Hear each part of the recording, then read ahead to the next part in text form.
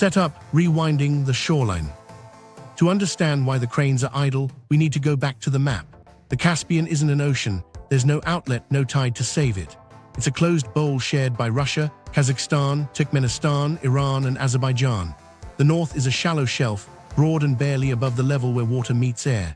The south drops off into a cold, deep basin that can still swallow ships without effort. Between them is a middle step, busy with rigs, ferries, and cables. Everything here depends on a balance that's slipping inch by inch. The physics is simple, the consequences aren't. Water arrives mainly through rivers, and it leaves almost entirely through the sky. Evaporation is relentless. Inflow is pulsed, delayed by reservoirs and siphoned by farms and cities up the watershed. When heat spikes, the bowl loses more. When upstream gates hold, the bowl isn't refilled on time. Add a string of dry years, and you get what satellites have been recording this century.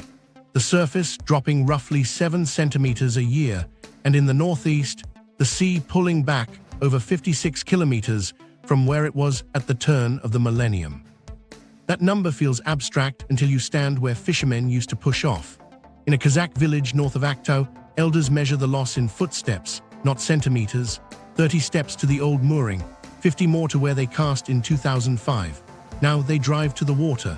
The sturgeon they once knew by season and depth are harder to find, and the black market price of caviar tells its own story. Kids learn the new shoreline as if the old one were a tale their parents made up.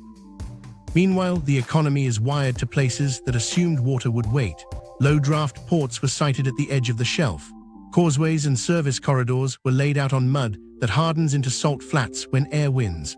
Offshore fields were planned, financed, and insured on a baseline that treated the 199's rebound as a promise. Lending models reflected stable levels. Sovereign budgets priced exports as if drafts wouldn't change. Now the geography of money is shifting as fast as the line in the sand. Officials still sell stability. On television, drought is seasonal, dredging is on schedule, and projects are ahead of plan.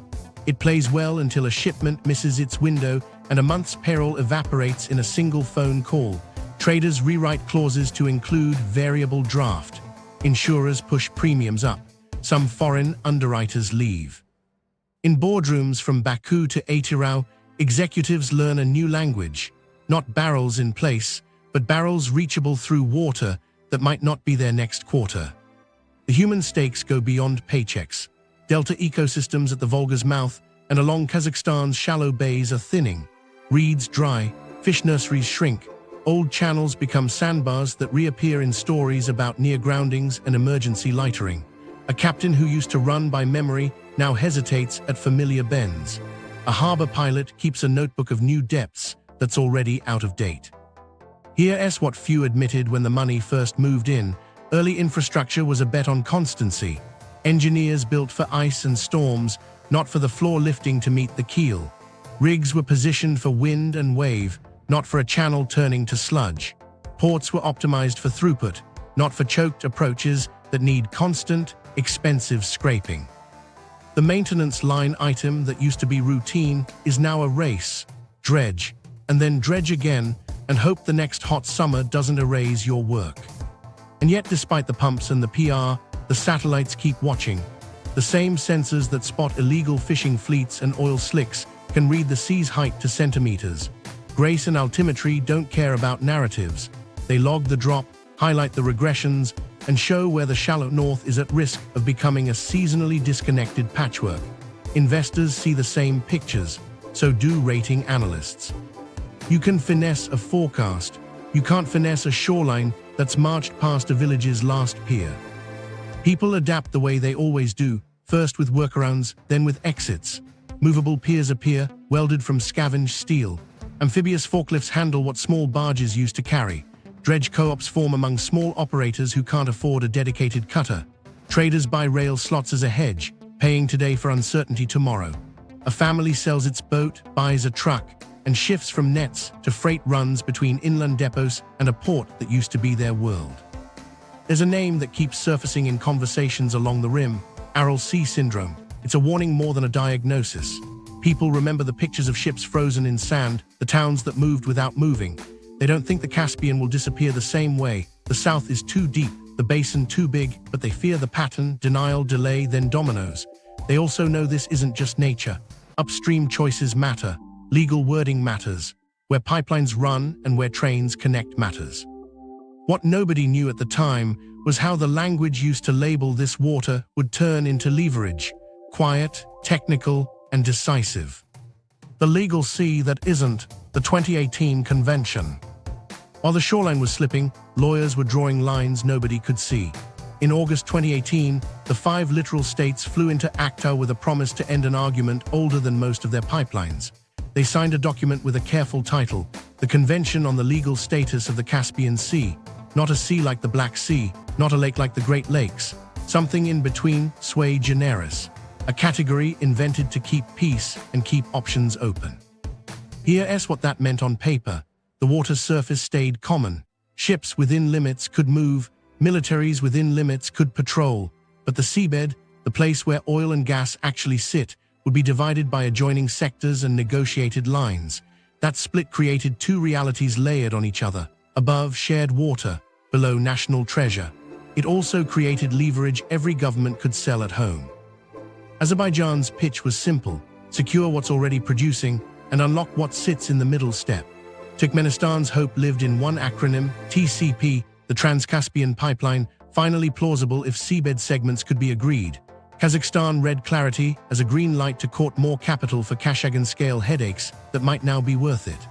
Russia got something subtler, a framework that looked like cooperation but preserved tools to slow what it didn't like.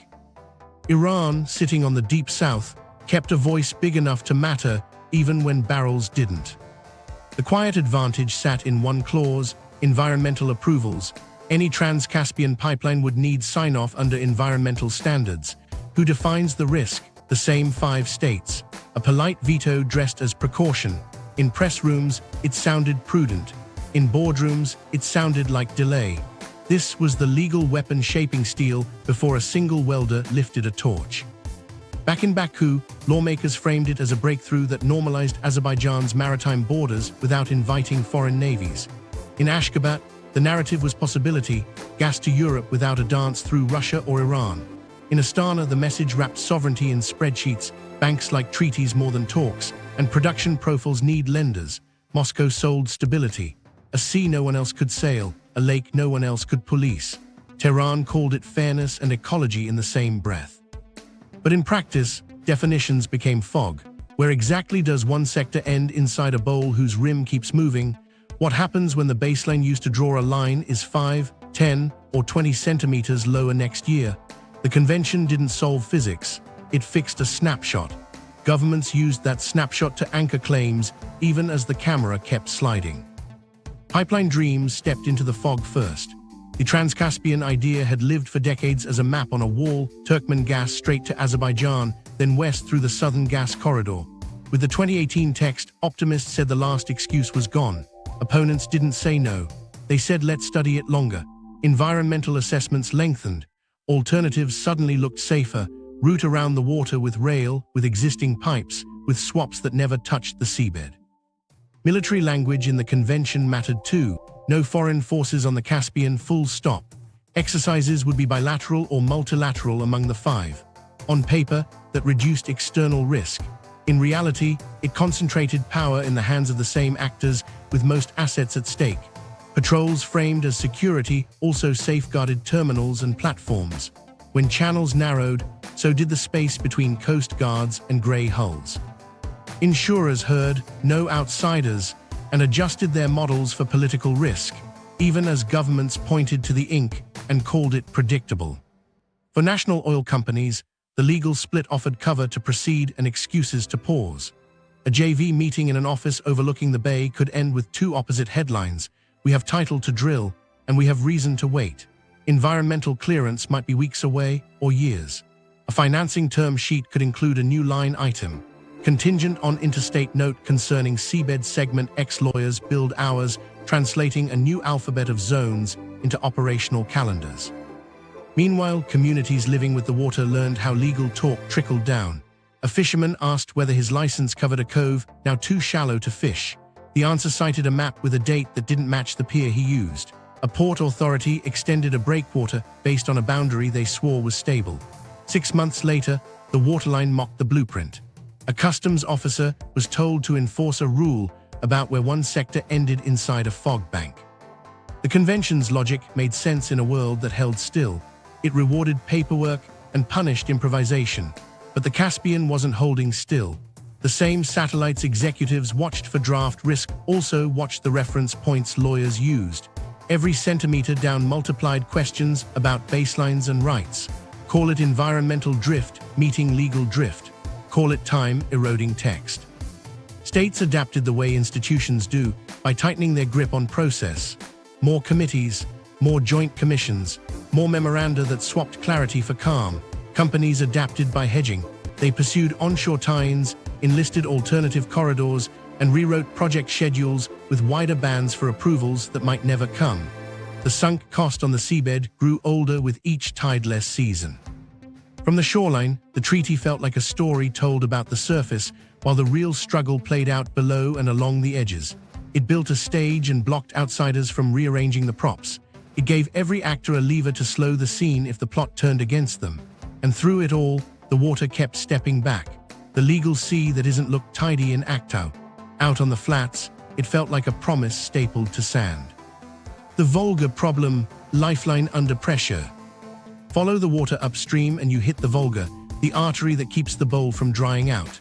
It supplies most of what the Caspian gets. Not rain, not glaciers, rivers. And the Volga is a river built into a machine, a cascade of reservoirs, hydropower dams, irrigation gates, municipal intakes, and flood protection rules written long before anyone priced demurrage in Actau.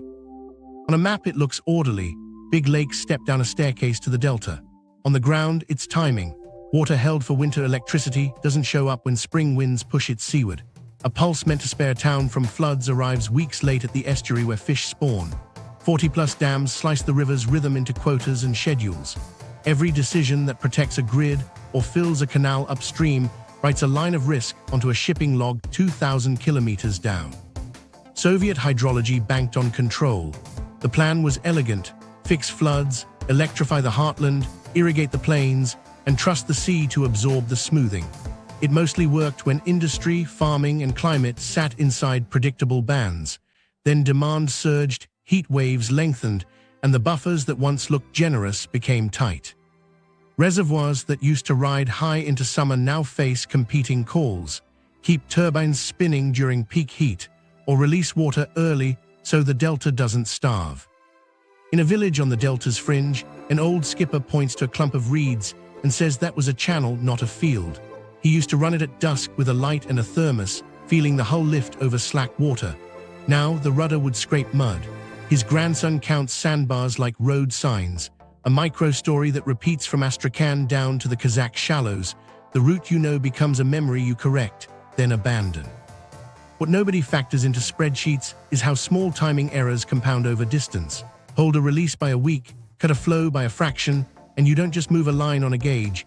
You shift how far salt pushes into the delta, how much silt drops inside channels, how weeds colonize slack pools. Pilots talk about water that feels heavier, like it's tired of being asked to do more with less. Soundings disagree with last month's survey. Buoys that once marked 10 meters now warn of 5. Upstream, managers defend their trade-offs in the language of necessity: keep cities cool when the grid sags, deliver irrigation water when crops stress, save storage for a dry autumn. Downstream, port captains run a different calculus: how many centimeters they can claw back with dredgers before the next hot week takes the gain. The dredging arms race isn't vanity, it's survival. Cut a new approach, watch it silt, cut it again, and hope insurance underwriters still believe the promised depth when a tanker books a slot. Every centimeter lost in the north exposes kilometers of shelf. That geometry turns invisible policy into visible shoreline. A barge that needed 2 meters last season now needs luck and a following wind. Service vessels rated for one draft start arriving half-loaded to clear shoals that didn't exist in 201. Operators who gave weather briefings now add river briefings, release windows, reservoir levels, and rumors from dam towns hundreds of miles away. And then winter returns with its own edge. Ice in the north thickens earlier when water thins out, fastening around pilings and grinding at newly exposed structures. The same rigs that worried about wave height start worrying about ice shove and the way low water concentrates flows. Access channels meant for summer draft become winter traps, the floor close enough to grab a keel if a convoy strays a meter off the fresh-cut line. In ministries, maps multiply. Energy wants steady flows to ports and platforms. Agriculture argues for summer water. Environment raises alarms about the delta's nurseries and the migrating fish that don't care about fiscal quarters. Committees form to balance it all, but heat doesn't wait for memos. Traders hedge by buying capacity on rails that shadow the coast. Insurers trial parametric policies pegged to river gauges and satellite altimetry, paying out when the line drops past a trigger. Basis risk, the gap between what a cargo should be worth and what it fetches when it can't sail on time, moves from theory to invoice. Local stories harden into habits. A maintenance crew that once ferried parts by workboat now sends a convoy overland because the inlet lost a meter in a season. A port authority shifts a pilot station down channel to chase water that keeps running away. Customs agents, used to stamping papers at a pier, start clearing cargo in a parking lot because the ship that should have berthed is lightering outside the breakwater to shave draft. The harshest line in the ledger is credit. Sovereigns whose budgets lean on hydrocarbon C ratings teams plug hydrology into risk models. Lose a draft, lose a shipment window, lose a month of cash flow. Borrowing gets pricier. Joint ventures stretch timelines. Banks ask for water clauses alongside force majeure. A few deals close with contingencies keyed to upstream releases, an engineer's footnote turned into a lender's condition. Call it the Volga problem, but it's bigger than one river. It's a system designed to smooth extremes facing a climate that multiplies them. The sea's lifeline is under pressure from turbines, canals, towns, and a warming sky. Every upstream gate leans on every downstream keel. While states argue definitions and draw clean lines on paper, the water keeps teaching the same lesson in mud and meters. Timing is destiny. And in the Caspian, destiny is running late. Pipelines that bypass the water. While dredgers claw at channels, the most valuable cargo has already chosen another path. Oil and gas don't like maybes, and the Caspian is serving too many. So the region's arteries bend around the water. Start in Baku. In boardrooms overlooking the bay, Azerbaijan rewrote its role from literal state to corridor state. The bet was blunt. If the sea's surface is a risk, move the barrels and molecules on land. The Baku to Tbilisi, Ceyhan pipeline BTC punched west under mountains to the Mediterranean, a steel river that doesn't care if the harbor draft drops 10 centimeters this summer. Crude that once flirted with ferry decks now rides welded seams to Ceyhan's warm water berth. No ice. No sandbars, no variable draft clauses. Parallel to that, the Southern Gas Corridor stitched together pipes with names that read like a sprint: SCP, TANAP, TAP, Azeri gas to Georgia across Turkey, under the Adriatic into southern Europe. Each segment shaved reliance on ships that must meet a waterline that won't sit still. In Baku's pitch, this wasn't avoidance, it was leadership. We're not stuck behind a shoreline, one official told investors. We're the hinge. Meanwhile, Kazakhstan leaned heavy on the Caspian Pipeline Consortium, CPC, a line that runs from Tengiz and feeder fields west to Novorossiysk on the Black Sea. On paper, it's a dream: massive flow, proven route, offshore terminal. In practice, it's a single dependency with politics on both ends. When storms hit or inspections tighten, Kazakh cargoes feel it in days. And here's the quiet twist. Even barrels that could have sailed via the Caspian are nudged towards CPC because the draft math in Aktau gets harder every quarter. The map looks diversified until you trace the molecules and see them funneled. Turkmenistan sits across from Baku with gas that Europe wants and a history with Russia and Iran that makes every route a calculation. The Trans-Caspian pipeline has been the poster pinned to conference booths for 20 years, a short seabed hop to Azerbaijan, then west. Legal language in 2018 made it sound closer. Environmental language made it stall. While that stayed hypothetical, swaps moved real volumes. Turkmen gas to Iran's north replaced by Iranian gas to the south, or handed to Azerbaijan through accounting rather than steel. It keeps the taps open without asking the sea for permission. Routing around water isn't just strategy, it's arithmetic. Every centimeter the sea loses adds friction to maritime routes.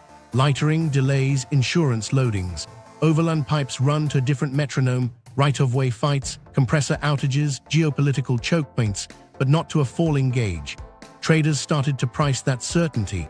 It shows up as a premium for corridor access and a discount for cargoes that still need a fickle berth. Azerbaijan understood narrative. Corridor leadership meant camera-friendly inaugurations and ribbon cuttings that said, "We're the route that works." Each new segment braided supply chains that would be hard to unwind, even if the sea recovered a little. It also shifted bargaining power. When your pipeline string feeds Italy's grid and Turkey's demand, you don't just sell gas, you sell options to allies. Kazakhstan's case is different. CPC is efficient, but it runs through a gate Russia can nudge. When politics darken, maintenance windows lengthen, pressure tests multiply, and temporary restrictions bite volumes. That's why Astana keeps teasing alternatives: rail to the Caspian for shuttle tankers to Baku, a trans-Caspian link someday, new lines south through the Caucasus.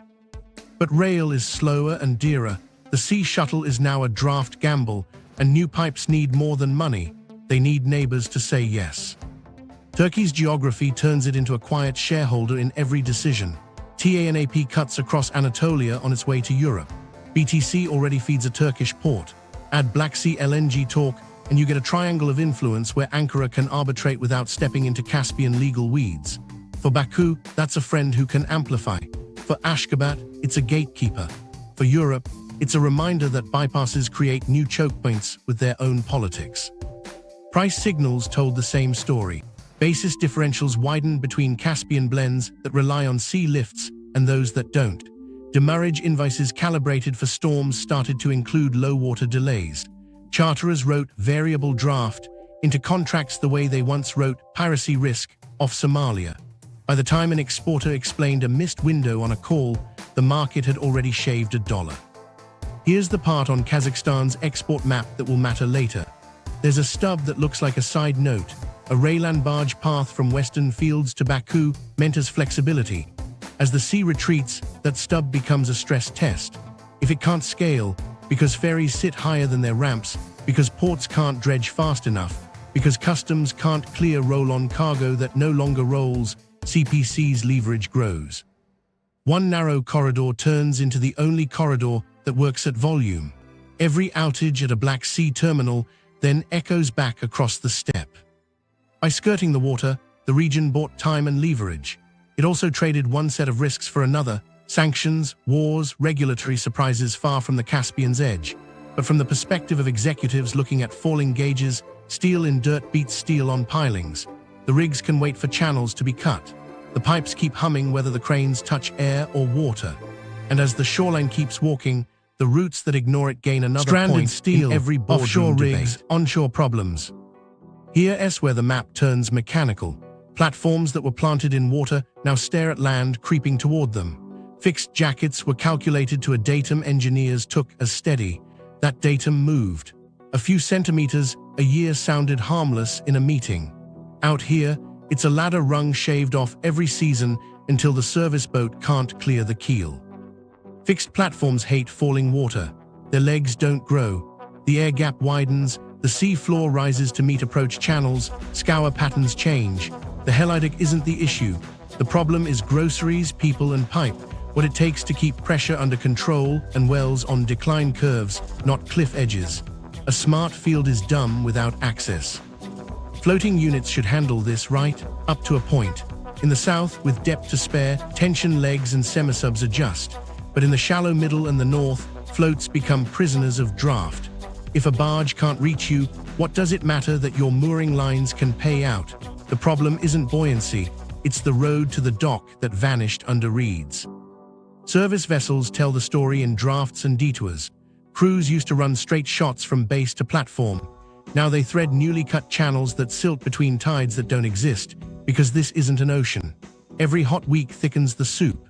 The north adds ice to insult. When winter edges in, thinner water freezes faster and harder, grabbing at hulls and pushing ice plates against structure in angles nobody modeled when the bottom was lower. A maintenance superintendent in the middle step flips a whiteboard to show the new normal. 2-week cycles turn to 3 because the cut-ahead dredger needs an extra pass. A pump motor that used to ride a workboat takes a day on gravel roads, then 2 skiffs stitched together like a catamaran to spread weight. He keeps a log of lost hours that used to be weather and is now water. A micro-story that repeats across companies. We truck what we used to ship. Channels aren't just grooves in mud. They're cost curves. Cut them and you pay. Don't cut them and you pay more when a shut-in ripples through a monthly target. Accountants argue with engineers over what counts as maintenance and what slips into capex. Auditors arrive with impairment tests, asking whether a platform reachable only 12 months ago still meets the access assumption that underwrote its reserves. Risers feel the change too. Lower water means different angles, new stresses at clamps, altered fatigue lives. Sand waves migrate across cables that once sat in calmer beds. Cathodic protection plans written for one bathymetry face another. Small variances add up until a risk officer signs off on inspection intervals that double, with divers and ROVs booked like scarce aircraft. The spreadsheet smiles less each quarter. In the north, ice multiplies maintenance. Shallowing creates contact a meter earlier in the season. Ice shove pushes on piles and conductor casings longer. Work windows compress. When you lose draft, you don't just lose summer, winter hardens around you. A rig crew jokes they can nearly walk supplies in by January. Nobody laughs long. Walkable ice isn't the friend you think it is when a pressure ridge aims for your legs. Project managers learn a new verb, to maroon. A skid-mounted compressor meant for a satellite well pad is offloaded 30 kilometers short of plan because the landing barge can't clear the bar. Temporary roads snake across hardpan that turns to glue when it rains.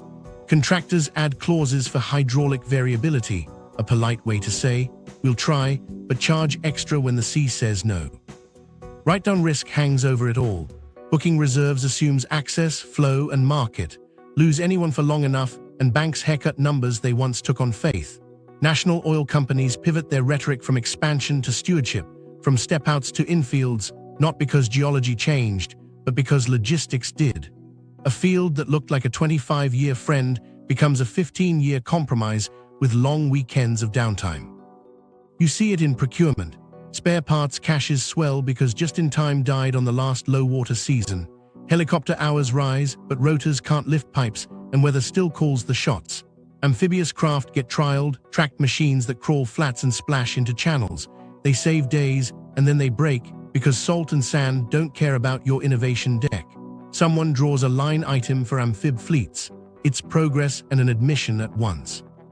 Meanwhile, the offshore-nearshore blur grows. Tiebacks lengthen to reach more certain waters. Modular causeways extend from shore like tentative fingers. Every meter added means more exposure to storm fetch and ice shove, and more maintenance. But the calculus feels cleaner. Bet on steel you control rather than water you don't. Production curves whisper the truth early. Wells behave, systems don't.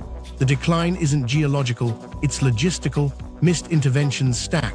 Scale you meant to treat last month reaches a threshold you don't want. A pump runs long past its design because the part is on a highway. Quiet barrels disappear, never declared, never scandalous, just gone in the noise of a quarter. In meeting rooms, executives slice portfolios by a new criterion, water dependence. Projects that live or die by a gauge slip to the right on Gantt charts. Sponsors say prudence. Engineers hear retreat. Shareholders ask why guidance keeps shifting. The answer is a sentence nobody wants to sell. The platform didn't move, but the sea did. Across the eastern shore, while dredgers grind and pilots squint, another set of assets faces the same slow verdict. Not platforms, but piers. Not risers, but rails on concrete leading to air. Unknown to them, a different kind of steel is about to learn what stranded means.